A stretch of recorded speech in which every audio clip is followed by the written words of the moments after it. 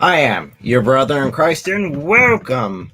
I am running a little behind today, so let's go ahead and dive right in. So, how to obtain a steadfast hope that can not be shaken or weakened in any of these situations that we find ourselves in this world. But before we go ahead and dive on into that question, let me do my shameless plugs. So, as some of you may already know, I am a Christian apologist who focuses on logic, science, and history. I take on Islam and also Christian doctrine, examining it and bringing all of its teachings to light. So, without further ado, let's go ahead and hit our intro.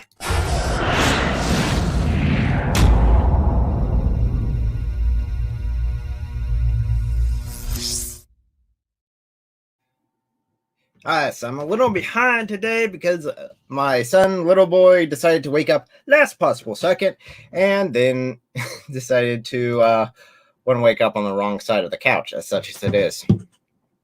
So that's why I'm a little late and disorganized. Oh no, how horrible. So let's dive on into this. So how do we obtain this hope that can pass through any storm, can weather anything that comes before us? Where do we find this hope? In fact, this hope that I'm talking about has already weathered every hardship, starvation, persecution, and even execution, which sounds terribly enjoyable. No, it doesn't. But yet this hope has still passed through that without any wavering. But how can we find this? Can we find it through evolution and atheism? Well, Stephen Hawking, I think, sums it up the best in his opinion on humanity, that we are nothing, that we are just an advanced breed of monkey on a minor planet of a very average star. I mean, I think he sums it up pretty much. The only advantage that we have, according to him, is that we can think. We have two brain cells to rub together. So evolution teaches us the survival of the fittest. The weak need to die for the species to become stronger. What hope can we find in that? I mean, honestly, what hope is there in that? The hope for the weary, the hope for the lost. There is no hope in that. The hope only that the strong will become stronger and the weak, well, tough luck for you. So, as I've stated before, I talk about the Quran and the Hadiths and explore Islam's teachings. So let's go ahead and take a look at the Quran and the Hadiths. So what do we find there if we dive in? We find a very deceptive God, a God that has no qualms about misleading or lying to people, even including his own followers, even including his most devout follower ever, Muhammad. A God that is so fickle that even if you spent a lifetime devoted to him, forsaking everything that he says to forsake and following all of his teachings to the letter, that he may still send you to hell for no other reason than he just doesn't like you that day. How much more fickle can you get than that?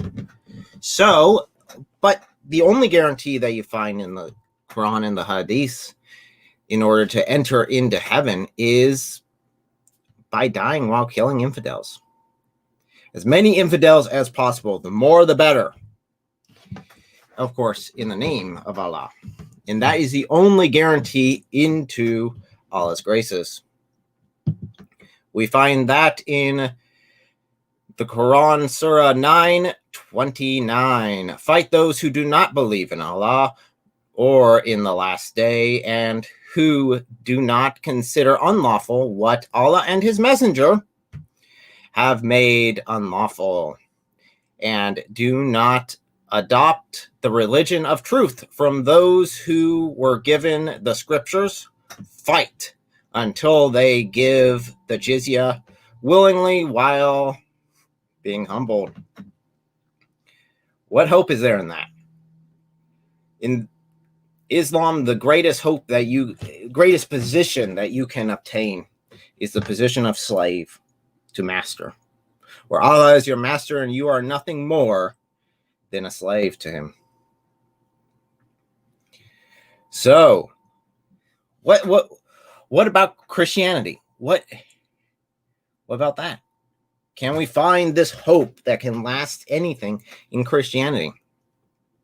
Going to the Bible, we find such verses as Matthew 5:3, verse 12.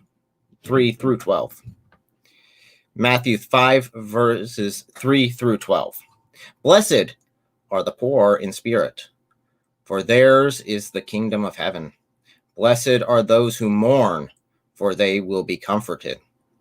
Blessed are the meek, for they will inherit the earth. Blessed are those who hunger and thirst for righteousness, for they will be fulfilled. Blessed are the merciful, for they will be shown mercy. Blessed are the pure of heart, for they will see God. Blessed are the peacemakers, for they will be called children of God. Blessed are those who are persecuted because of righteousness, for theirs is the kingdom of heaven. Blessed are you when people insult you, persecute you, and falsely say all kinds of evil about you because of me. Rejoice and be glad, because great is your reward in heaven. For in the same way they persecuted the prophets who were before you. That is Matthew 5, verse 3 through 12. So what sort of hope do we find here? A hope that we can easily see. This hope that is stretched out to those who are mourning, to those who are weak. This spits in the face of evolution, spits in the face of survival of the fittest, and such religions as Islam, which again teaches that sacrifice and that killing the infidels is the only way to obtain heaven. Dying while doing that, because if you survive, then you might be in trouble. That is the only way to obtain salvation, according to their teachings. But we see in the Bible, we see a teaching that spits in the face of all that. It says, no, we're turning that all on its head. The weak, the merciful, the meek, those who are mourning, those are the ones who are blessed. For no other reason than they are mourning, for they will be comforted. So, where do we find this pure faith, this pure hope that can pass through everything? To answer this question, first we must understand the gospel. But this is where most Christians kind of miss the mark. Most jump straight to the New Testament and straight to the gospel saying, here you go. And yes, that is the main point. Yes, that is where we find salvation. That's where we see the whole entire thing come together, the main climax of the story. But is that really the foundation? Where's the foundation for that? If you do that, you miss the foundation. You miss the understanding that you need in order to put that faith in solid rock. So if you skip to the end, skip to the climax, that's like coming in on the Return of the Jedi, the last 50 minutes of the Return of the Jedi, and assuming that you understand the whole Star Wars universe. Yet there's so much you're missing. There's so much of that story that you're missing. So much of the love and struggle that we see. And we see that in the Gospels. We see that in the Gospels being the climax, and then you've got the Old Testament, which is really the story leading up to it. Why it's needed, why the sacrifice that was made upon the cross was needed. And if you jump to the end, you miss that. You see this, if you do that, you miss the most amazing love story that has ever been told. A love story filled with fighting, torture, revenge, giants, monsters, chases, escapes, true love, miracles, betrayal, and redemption. All of this builds the foundation of the hope that we seek.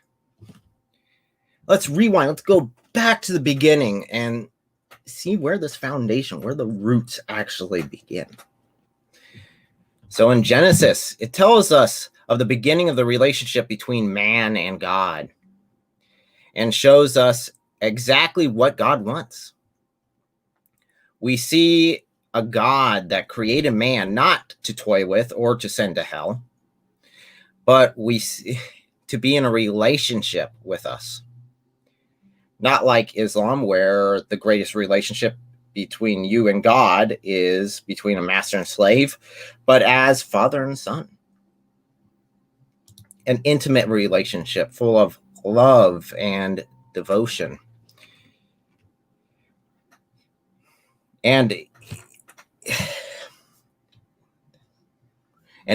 we see in this growing relationship, this very beginning starts of this relationship between man and a loving God that created them, we see the greatest betrayal. When mankind drove a knife through that relationship, severing it. As a wayward wife, we have violated our relationship. We have cut it off. And found other pleasures to satisfy us. But where we see humanity's failures, we see the faithfulness and love and mercy of a being so much more than we can comprehend. We already see his plan set in motion in Genesis. We see it in Genesis 3:15. And I will put enmity between you and the woman, and between your offspring and hers. He will crush your head, and you will strike his heel. We also see the start of the nation of Israel. In the following books, we see the redemption of Israel from slavery in Egypt, how God set them up as a righteous nation. We also see Israel's consistent failure in that. We see the waywardness of the human heart as Israel enters into a cycle of turning from God, falling into captivity of oppressing nations, calling out to God, and being rescued by leaders God had sent their way. He called them judges, and we see that in the book of Judges. And of course, they would turn back to God and repeat the cycle. But even in the light of man's great failures and repeated failures over and over and over again, the book of Judges is very painful to read through and just see our consistent failures. But at the same time, we see God's unfailing faithfulness. His desire for that relationship that even goes beyond our own failures. We see the founding rise and decay of the kings of Israel, the line that would one day lead to the redemption of all mankind. We see the captivity of Israel, where they have been uprooted and sent out. We see that even through their bondage, the hope that can satisfy and is sustained by God through his prophets, such as Daniel, who saw the coming of the Messiah sitting at the right hand of God, the one who is called, who looks like a son of man, a title Jesus claims 81 times in the Gospels. As that time period passes, we go through the other prophets, we go through more and more prophecies of the coming Messiah, and then we go into the silent era before the coming of the Messiah, the calm before what is to come to pass. But before we enter into the new gospel, let's zoom back. Let's take into perspective everything else globally that was happening. But we zoom out to see the historical events that surrounded the scriptures in context. We see how God has moved nations like pieces on a chessboard in order to redeem humanity and restore our relationship to what it was intended to be before we messed it up. We see the rise of the Assyrian Empire in order to punish the Israelites and carve them into the nation that God needed them to be. We see the fall of the Assyrians to the Babylonians, the fall of the Babylonians to the Persians, the attempt of expansion of Persia into Greece. That kind of upset one little known Greek called Alexander the Great. The lightning fast conquest of Alexander the Great, as he spread one single language further than any before, and spread the concept of critical thinking, so precious to the Greeks, to the farthest ends of the known world at that time. And just as fast as it started, we see his downfall. We see the instant decay of his empire. We see the rise of the Roman Empire that established roads and security. All of this leading down, even down to the smallest detail, done according to the plan of God to prepare the coming of the Messiah.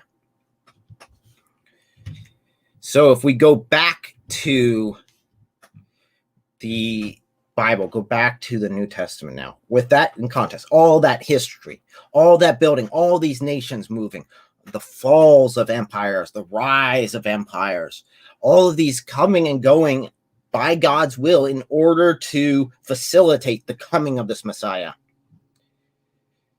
We see in Matthew through John the final climax of this love story, the final sacrifice that all time had been building up to. And then in Acts through Jude, we see the establishment of the church, how to live a redeemed life. And we see the rapid, peaceful expanse of Christianity in the first century. And this was, again, all made possible by Alexander the Great spreading of the Greek language, making it universal throughout those nations. And we also see it because of the Romans building roads and establishing easy travel throughout the Roman Empire that allowed the gospel to travel within the first century, spreading quickly, even as far south as Ethiopia to as far north as Britannia, from as far east as India to as far west as Gaul.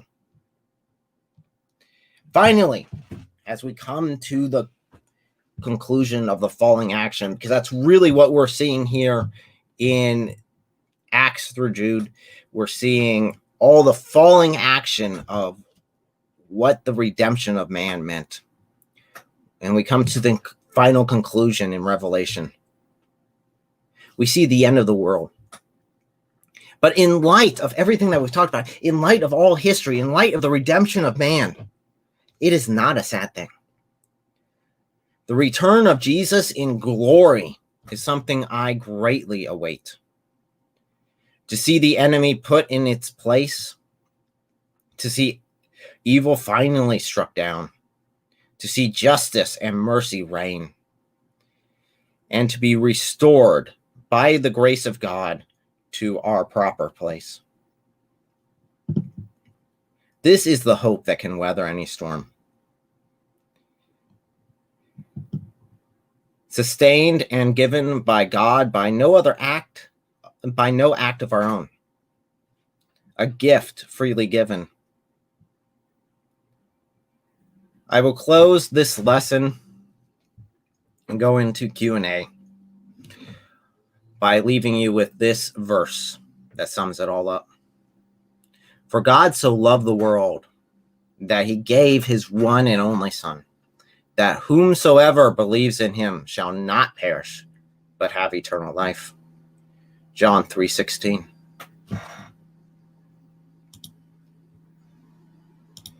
So, as we enter into our Q&A, I see our discussion has been quite hopping down there.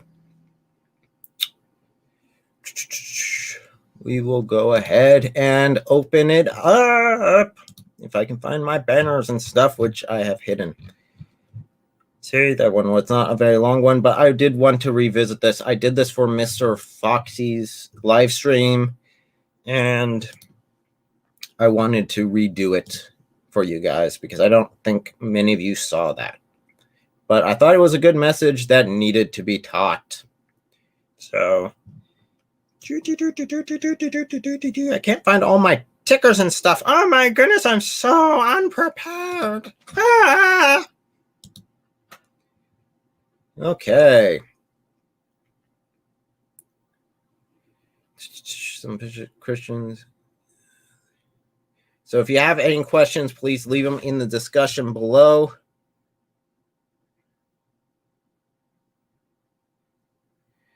I see you you just threw up on the keyboard, didn't you there? Just throw up all the questions. Just throw up all the questions. Throw up all of them. If you want to pick one of those, I can talk about one of them, but I'm not going to try to address all of them all at once. So that's just stupid. And you really do. If you want me just to pick whichever one I want to do, I can pick whichever one I want to do. Fine. But I'll give you a last second little opportunity to pick which one you want.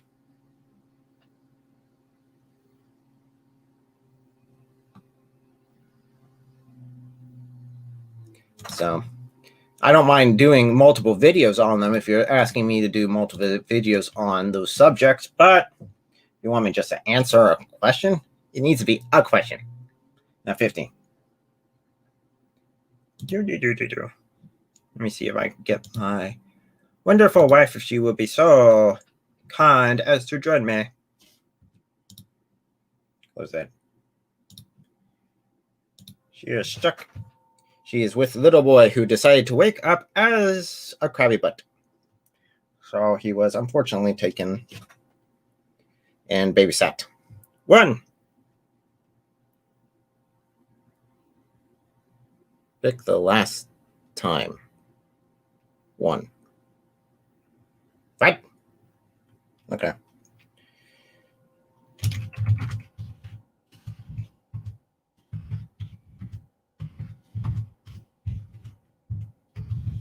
Whew, there we go. Okay, fantastic. So you said pick the last time? Well, if you're the one asking the questions, you do have to pick which question you want me to answer.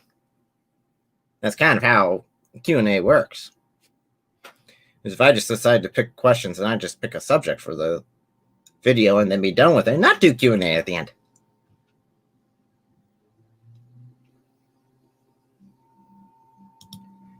Let's see. Allah the Trinity. The meaning of life. You can really pick the crazy ones. Oh, okay. Yeah, 1 second. Okay. Given when you want to pick, we can talk about the topic. Although I don't have long to talk today. Yet I do have things to do. But I will take on a question, might as well, for this, because then the topic you want maybe into its own separate video if need be. So you got a few seconds there, buddy, before I wrap this up with an obvious baby distraction. As always.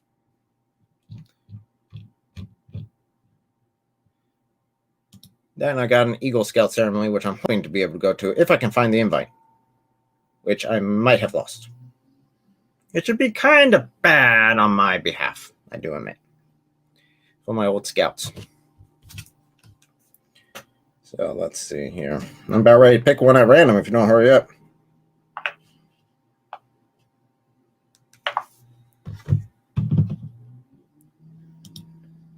Deeds or the love of God, which one saves?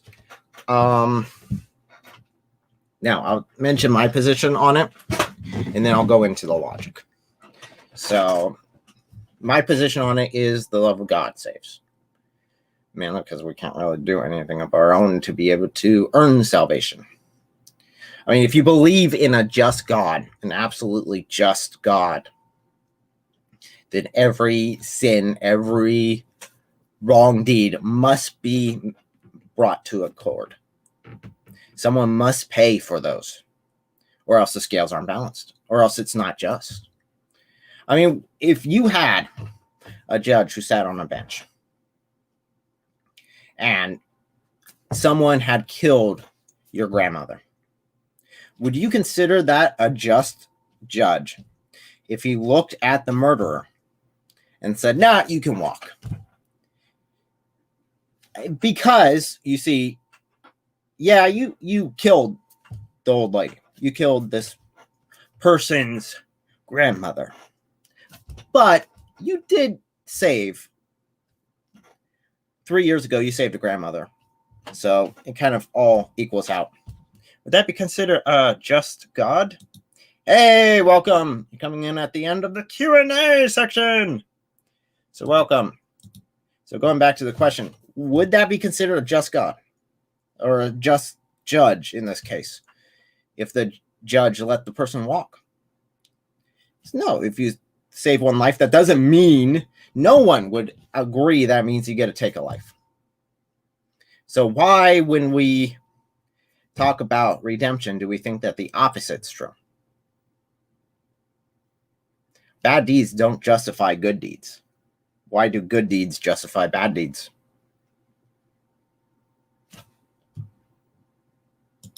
No, I'm hoping that's in response to the judge.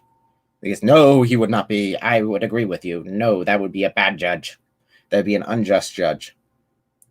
I'd be questioning if the judge got a little bit of a bonus in the background of that one. So no, I'd say that the love of God does allow it, because in that case, someone would be willing to pay the penalty for that act.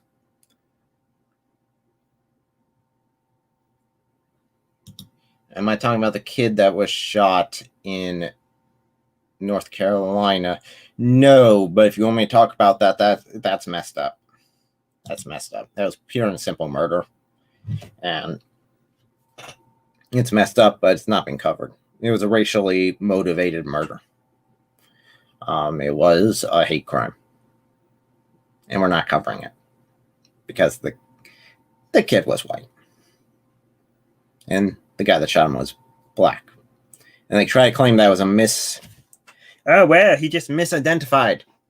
He thought the kid was breaking in or violating trespassing or something. But even then, that doesn't justify lethal force.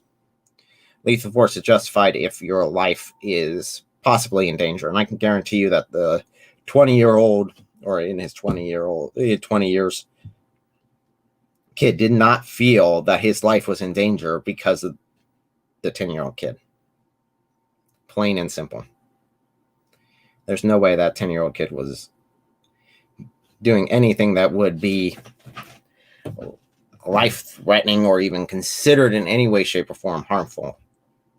To the reports that we've heard, sounds like the black kid walked right up and shot the black young man walked up and shot the white kid. If the kid was black, it would be different. Yes. If you want to know if something is being racially motivated, remove race from it and see if it's being covered. See if you say it was a white young man walks up and shoots a white kid. Do you have a moral problem with that? Yes, I have a moral problem with that. It doesn't matter skin. Now, if you're saying like the myriad of police shootings that we've had, where you got to look at the situations. Both you've got to look at the situations. Because if someone breaks into my house, I do have the right to defend myself. If someone just happens to walk on my property, takes a step on my property, that doesn't give me the right to grab a gun and shoot them. No. If someone violates my property, breaks in that situation, I don't know if they have a gun, if they have a weapon. My life is definitely in danger. They've already proven that they will violate the law in order to get in here. What's the next step of violating the law? To bring harm to me or my kid. So I would do everything within my power to defend my kid. So, yeah, if it's just like you got the situation, I forget the guy's name. I apologize for that. I do forget the guy's name. The one that was down in Georgia, Atlanta, Georgia. In that situation, it really was the black guy kind of deserved it. Not just kind of, really did. Because if I were to do the same thing, it would have ended up the same. And here is my wonderful wife, who has actually decided to join me now. So, any other questions that you guys have? In the questions. I know you had a list of questions up there. I should pick one. If you want to pick another one, you can. Oh, you want to be on that side. Okay, then ask you over here. I adjust. I'm short. You're short. You're not so short anymore. You need a booster seat, huh? So, any further questions before I wrap it up? Because I am actually almost about ready to wrap it up. Are there anything you see? I know we have that list of like 4 or 5 different questions. We picked one out there and took that one on, but I don't see him replying to any others. I missed it. Which one did you address? I addressed this one here. Okay. Deeds or the love of God? Which one saves? And I used the obvious example, a just judge. Yeah. I mean, even if in that situation would be more, it would be more like, here we go. I just have to die. Genesis 3.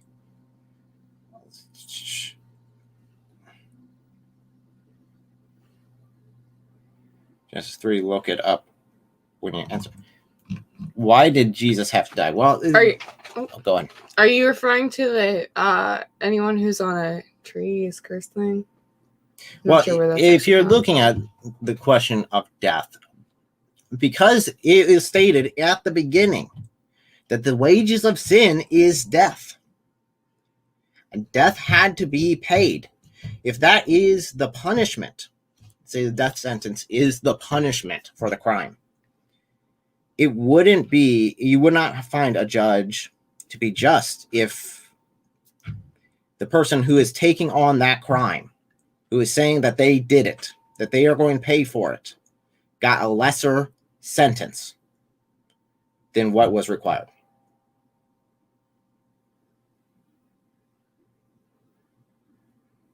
Do you agree? Yeah, it's hard to be just if you're not willing to punish what's wicked and reward what's good. And we are certainly not good without God. So, but as far as Genesis goes, yeah, I mean, we see from the beginning that when we rejected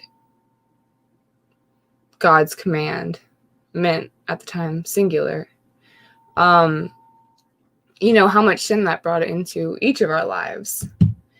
And so yeah, and the whole serpent thing is pretty cool though when you think about it, with biting the heel and crushing the head. No, you can say, I've had a discussion with some people that would say, well, it wasn't in line with the Old Testament, but it is perfectly in line. Substitutional sacrifice was a concept that God put into the Old Testament, building up to this. Because you could have someone else pay for that. You could have someone else atone upon your behalf. Not only someone else, but I mean, that's what animal sacrifice was from the beginning. And so, yeah, God really set up from the beginning the idea of the sacrificial lamb. So it was completely within line with the original concept. Yeah. And actually, if you like the idea of thinking about how the Old Testament, everything is looking forward to the cross, and the New Testament, everything is looking back to the cross. Something that I have that's really cool is actually called the Jesus-centered Bible. And so all throughout the Old Testament, it shows like it like highlights and talks about all the foretellings of the prophecies of Jesus, and kind of shows us even better in depth in hindsight how everything's pointing forward. So okay, here we go for the next question. She said, for God so loved the world that he gave his own. Yeah, I already used this verse. I don't get where this is relevant. Did you mean, when you said Genesis 3, did you mean John 3? Or did you actually mean Genesis 3? Because I'm sure both apply, but the fact that you put that right after is why I was wondering. Okay. Before the age of the earth, did he know us? Yes, because God is not limited to our time, our linear time. He is beyond that. Yes. He is outside of space and time, therefore he can be everywhere and at all times. It's kind of and we are starting to understand that actually in science, because we know that space and time are relative. You can bend time using space, such as black holes. We see that around stars. We see that even around Earth. We see that with satellites that we have in orbit. You've got to calculate for that time differential between what is on Earth and what's out in space. Yeah, like Lorenzo Somi, I'm sorry, I'm not pronouncing that probably right, says he is the creator, not the creation. You know, he's not bound to the limits that are placed on us. Okay, let's make sure that is what he was referring to here. But he does say, yeah, the Bible tells us in Genesis 3 that sin entered the world through Adam and Eve's rebellion in the Garden of Eden. Yes, and we are all marked with that at the very beginning. We're all marked with that at birth. Yeah. We all have that mark of sin. We're all born into this lost world. And that's why we need that redemption. That's why we need that salvation. Yeah, and anyone who thinks that children have to learn how to sin needs to spend some time with them. You don't know my kid very well. Any kid. My kid can be very disobedient. Can be very, very, very disobedient. Yeah. Yeah, we do have about 10 more minutes at max that we can spend on question and answers. If you guys have any other questions, don't get me wrong, I am absolutely enjoying this time. It is fantastic to be able to talk with you guys. This is one of the reasons why I love live streams so much more than I do just the pre-prepared videos. Because then you guys can ask questions and we can go ahead and take them on. Lorenzo asked, do you remember me? We talked yesterday. We're using the same name. We probably would. I assume that we're talking. You were one of the interviews that I did yesterday for the Apologetic Empire Discord server. And if you guys want to check that out, it is in the description below. I always put it in all the descriptions of my videos. So I believe, yes, and I believe that because due to your name. So I believe, yes, we did talk yesterday. And yes, I do remember you.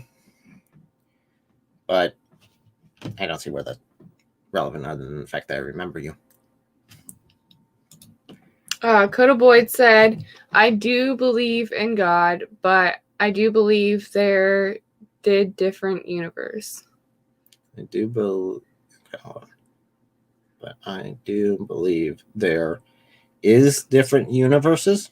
Are different universes? Is that what you're trying to say? If so, I have nothing wrong with that. I mean, a God who is a creator.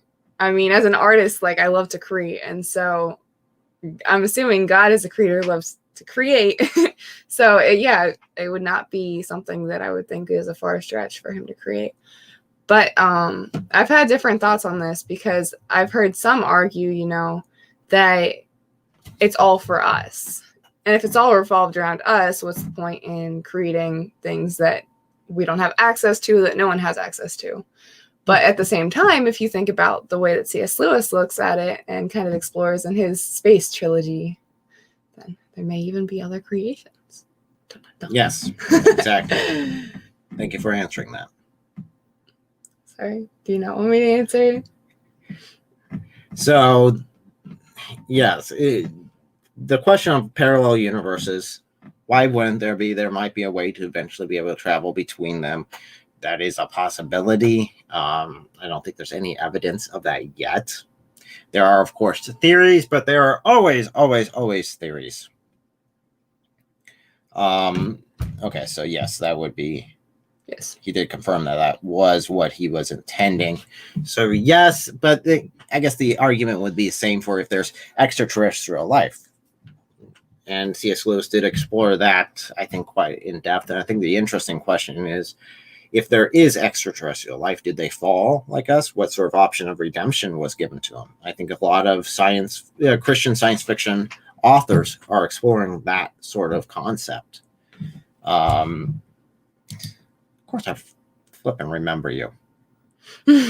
We camped for 4 years together in Boy Scouts.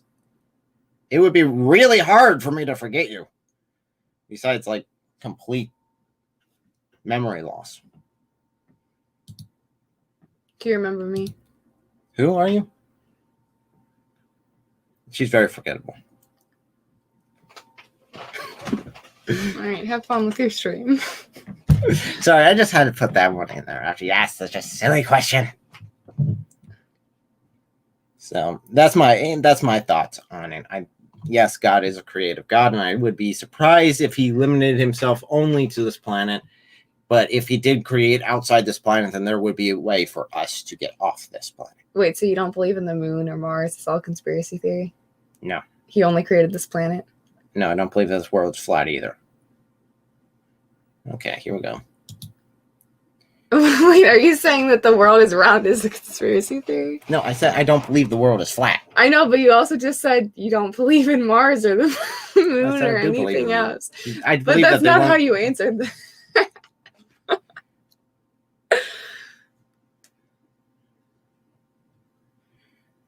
Okay, let's see. So let's take on this question next. So Lorenzo Sami says we can think of the Trinity mathematically. 1 times 1 times 1 equals 1, rather than 1 plus 1 plus 1 equals 3, which would imply that there are 3 gods. Period. Question mark. Well, the 1 plus 1 plus 1 would imply that there are 3 gods. The multiplication wouldn't, I guess, if you're trying to apply a multi-dimensional creature to our basic level of math. Yeah, like first grade math. I mean, you'd be hard pressed to try to get me into our basic level of math to describe my whole existence. Yeah. So I don't see why people try to do that. And I never understand why. It's like, okay, you are trying to explain something that created everything, including math, and you're trying to use math to explain it. I get it completely. I mean, it seems like a failure. But we have to have something to... I mean, we obviously can never grasp the fullness of God while we're here on Earth, but it's not bad to try to figure out what we can grasp. But to use that logic as a way to disprove it. Oh, you're talking about to disprove. Well, that's not... That's an argument that's commonly used to disprove, if you've never heard it. Okay. 1 plus 1 plus 1 equals 3 is a way to try to disprove the Trinity. Okay. I haven't Yeah, it's heard a anyone try to disprove it like that. common way of doing it. And they say, well, that's just stupid because math doesn't work that way. It's like, you're trying to limit down a being to math and saying because this very simple mathematic formula doesn't work, therefore God cannot exist. No. I know that this is not at all an accurate representation, but even me as a human, I have a spirit. I am a daughter, and I am a mother. And I act differently in those respects. I act differently towards my own mom than I do as a mom. But yeah, I like the water analogy the best if you're trying to wrap your head around it. Yeah, that would be a more accurate model than trying to say 1 + 1 + 1 = 3. Therefore, there's no trinity. Yeah. How can God be one in 3 persons? Well, one God, 3 personhoods. Again, your example is best. I do like the water example, being that you can have ice, liquid water, and steam all in the same room. They're all the same molecule. They're all H2O, but they're just different forms of that. And they have different properties. I mean, they have different purposes. Yeah, I can't reach through ice. Where water, I can reach through a bit. I cannot compress water. Steam, I can compress. And all three we can make and use, and water can interchange at any point between those if certain criteria are reached. So, do you believe in time travel? It's a possibility. I'm time traveling right now. I don't know about you. We're always moving forward. No one's found the reverse button yet. But that is is it possible? Possibly. I guess it's a question of how time travel actually works. If God would allow it, I don't know. Because it might mess up. And then there's a lot of questions. Like, if I travel back in time right now to before Jesus died on the cross, am I still saved? Lots of questions. I would think that one would be a yes, because just in the way that Abraham and that whole list of people, it was counted to them as righteousness because they had faith in what they did believe. I mean, obviously, you'd still believe in what you knew, even if it hasn't happened yet. So I think we already addressed this one. One God, 3 personhoods. Yes. So yes, you put it in there twice. We are both Trinitarian. So yes, we do believe in the Trinity. Do you think the Star Wars characters are real? Probably. No, they're not. No, they're not.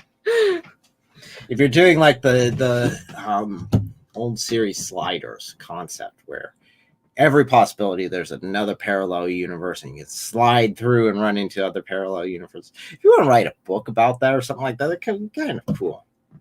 But I did really enjoy that Sliders series until it went off the deep end. But a lot of science fiction books a lot of science fiction series go off the deep end eventually. So my question to you, Coda, is how do you define real? Because if what defines real to you is that it's been conceptualized, then they're not real people, though. But there's real conceptions. We're not getting into that. We don't have that much time. I'm kiboshing that. No. True, we have a heart, mind, and soul. Yes, and God has to be a Trinity. There has to be a Trinity because the concept of relationship is a good thing. Relationships are good, and God is good. So if God is the essence of good, then there must be a relationship within him in order for him to understand relationships. That's why whenever you look at Allah in the Quran, there's no way he could actually, a God in that position could not understand relationships because he would have existed before humanity for millions of years by himself. Well, yeah, infinite time. Infinite really. time by himself, where the Trinity does allow for that relationship to be inherent within God, for him to have that complete understanding, and for that to be good. Although you can tell if you read the Quran that it really is just like copy paste from so many different sources, because there are times in the Quran even that Allah is referred to as a plural God. And it's like, whoa, you need to be consistent. Yeah. What do you think of this philosophical quote about the Trinity? The light comes from the Son, the Father, hits us through the rays of the Son, Jesus, and continues to be present by illuminating our world and warming us. The Spirit is God's presence with us. Still a limited way of looking at it, but not bad. Yeah. Not a bad way of looking at it. Really isn't a bad way. It's a deep quantum physics. Deep quantum physics. Not really. You won't get deep quantum physics.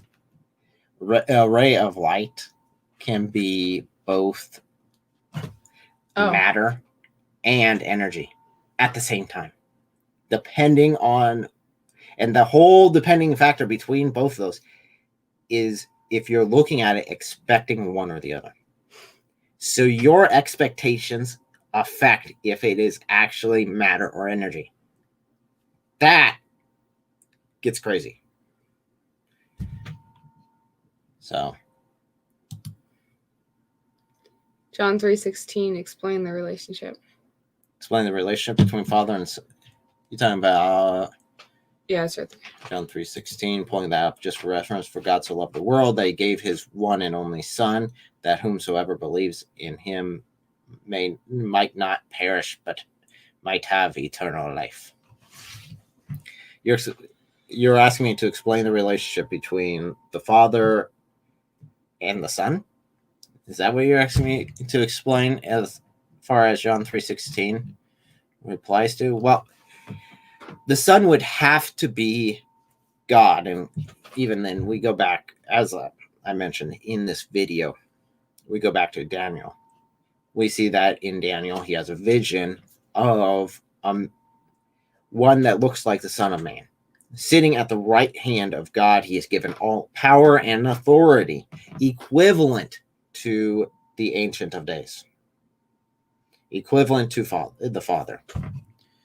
So, what? No, just add it. But go ahead. Okay. So we see that they're equal.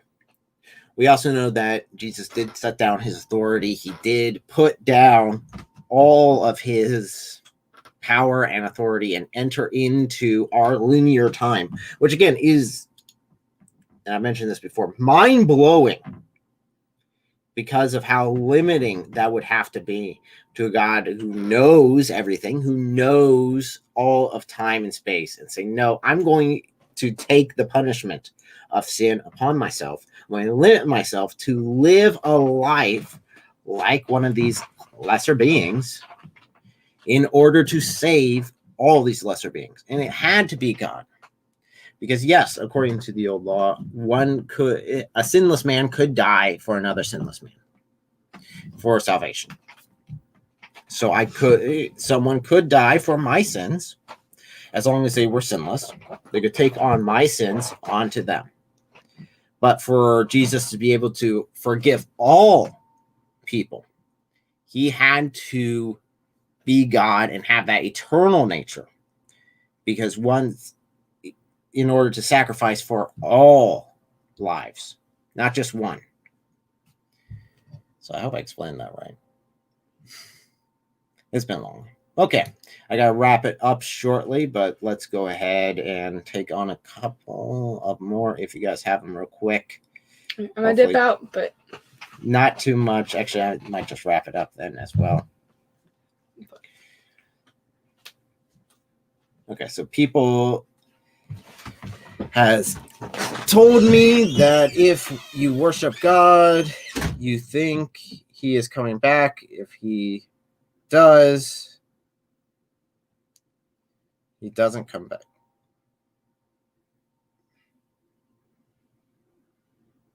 Yes, I do believe in the second coming of Christ, if that's what you're asking. You told me if you worship God and you think he is coming back, if he does, he doesn't come back. Well, if he does, then he does come back.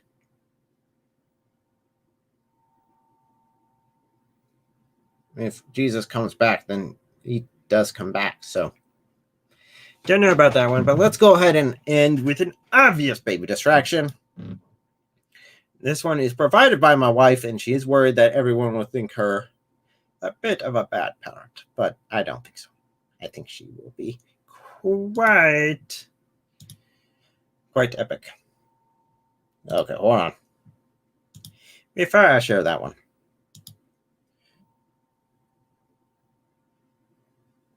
If God is loving, why does he send people to hell? Did I not state that already in this video? Because I say that in the Genesis explanation, because we see a God who does not want to send us to hell. It is not God's choice to send us to hell, but since he is a just God, he has to do punishment. See, if I was a judge, say I'm sitting down, and my job is to judge people and sentence them. Say one day, my son comes to me. He is brought before me by the police. He has been found, without question, he murdered someone. He shot a cop right there and killed him. And there's no question that he did it. I love my son. I will always love my son unconditionally. But if I am a just judge, I would have to sentence him accordingly. And in the same way, God finds himself quite often in that position where it's like, granted, he's given us a plea deal. He's given us a plea deal that we can take, that everyone agrees about. That sacrifice that was done on the cross can cover it. That's the plea deal. We can say, yes, I'm a sinner. I've sinned. Please forgive me for my sin. I accept you as Lord and Savior. Go through the sinner's prayer. And that's the plea deal. But if we opt not to take that, if he opts not to take that plea deal and rejects it, I, as a just judge, have to sentence him. I have no option in the matter.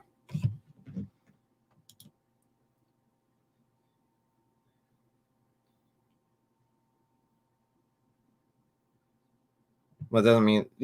Okay, so you're basically saying that that Jesus has not yet come back, but that means he won't. That's stupid. That's downright stupid.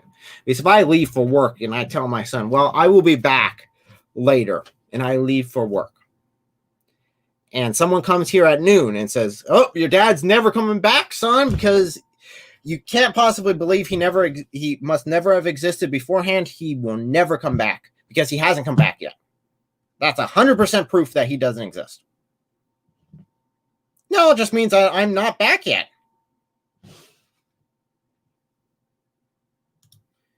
If you're not saved, you cannot go to heaven. Yes, if you do not take that plea deal that I was talking about, you can't.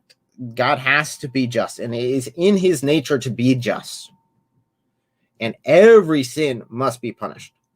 Every sin must be accounted for. It's just a question of who is going to account for it. It's Jesus who is willing to account for your sins, willing to take them on, asking you to let him take that punishment for you. If you willingly accept that and say, yeah, here, then yes, you've taken that plea deal, and yes, you get to enter in the kingdom of heaven. If not, you can decide to take on the punishment of sin yourself. You can decide willingly to say, no, I will take that punishment on myself. If you do that, God won't necessarily like that decision, but he will respect your free will to make that decision. So I'm going to go ahead and wrap it up because my little son needs me. So thank you guys so much for joining. I appreciate it. And let's start with obvious baby let's end with obvious baby distraction today. Make sure I share the sound, because if I don't, then no one will hear what is going on, and that would be sad.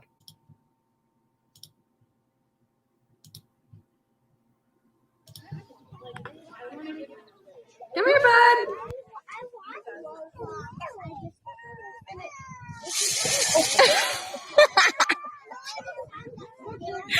I'm so glad I recorded that.